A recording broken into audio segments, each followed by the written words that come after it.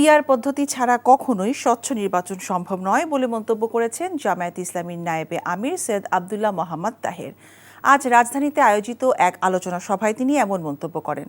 জুলাই ঘোষণাপত্র এবং জুলাই সনদের আইনি ভিত্তি এবং করণীয় শীর্ষক এক আলোচনার আয়োজন করে জামায়াত ইসলামী। দলটির শীর্ষ নেতারা ছাড়াও বিভিন্ন রাজনৈতিক দলের প্রতিনিধি এবং সুশীল সমাজের প্রতিনিধিরা এই আলোচনায় অংশ নেন। দলটির নায়েবে আমির বলেন, কালো টাকা আর পেশি শক্তি যাদের ভরসা তারাই পিআর পদ্ধতি চায় না। আলোচনায় যোগ দেয়া এনসিপি নেতা আক্তার হোসেন বলেন, নতুন বাংলাদেশ গড়তে হলে নতুন সংবিধানের বিকল্প নেই। বক্তারা বলেন, দেশে যেন আর কখনো ফ্যাসিবাদ ফিরে না আসে সেজন্য জুলাই সনদের আইনি ভিত্তি দেওয়া খুবই জরুরি। একই সাথে সরকার যদি নির্দিষ্ট কোনো দলের প্রতি পক্ষপাতিত্ব করে তবে তা কোনোভাবেই মেনে নেওয়া হবে না বলে হুঁশিয়ার করেন তারা।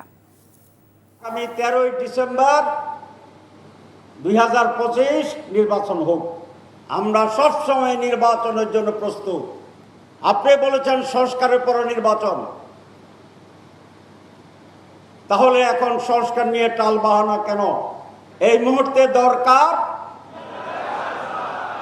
পিআরের সরকার।